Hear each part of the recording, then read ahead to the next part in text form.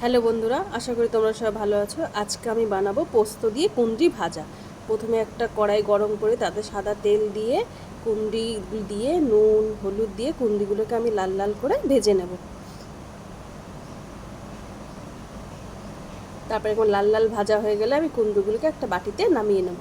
নিয়ে ওই তেলে আমি একটু জিরে ফোড়ন দিয়ে বেটে রাখা পোস্ত আর একটু কাঁচা লঙ্কা বাটা দিয়ে ভালো করে ওটাকে একটু কষিয়ে নেব।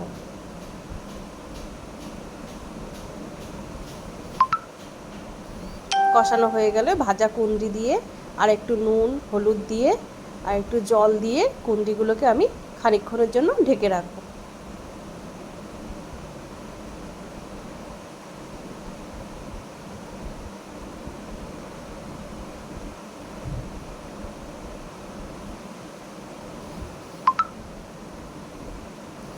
তারপর কুঁদরিটা সিদ্ধ হয়ে গেলে জলটা টেনে গেলে নামানোর আগে একটু চিনি দিয়ে আমি কুঁদরিগুলোকে নামিয়ে নেব। আমার এই রেসিপিটা যদি আপনাদের ভালো লাগে লাইক কমেন্ট শেয়ার করবেন। আপনার সবাই ভালো থাকবেন, সুস্থ থাকবেন।